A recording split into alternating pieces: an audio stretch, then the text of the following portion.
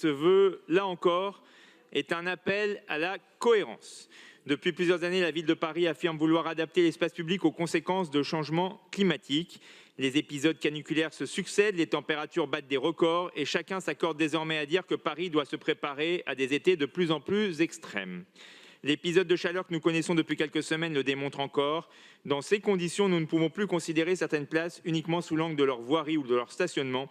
Nous devons aussi les regarder comme des espaces de santé publique. Les places Claude-François et Barcelone en sont une parfaite illustration.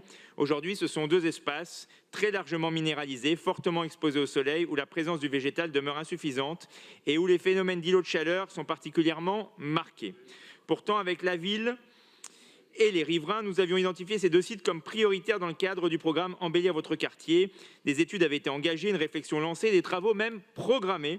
Puis ces projets ont été brutalement interrompus à la suite d'un arbitrage politique de la précédente mandature. Aujourd'hui, nous apprenons qu'aucun financement n'est prévu et qu'aucune reprise n'est envisagée.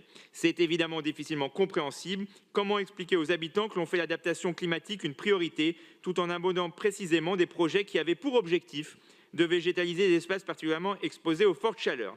Notre vœu demande donc simplement le lancement des travaux de la place Claude-François et la reprise de l'étude en cours de la place de Barcelone. Je rappelle que ces travaux sont dans le cadre du programme EVQ qui était financé, et dans le cas où ces travaux ne se feraient pas, que deviennent les dépenses fléchées et votées en conseil d'arrondissement et en conseil de Paris pour ces projets? Ces places peuvent devenir des exemples de transformation réussie de l'espace public, conciliant la qualité de vie et l'adaptation climatique. Merci beaucoup, monsieur le maire. J'espère donc que vous soutiendrez ce vœu de bon sens. Je vous en remercie, madame la maire.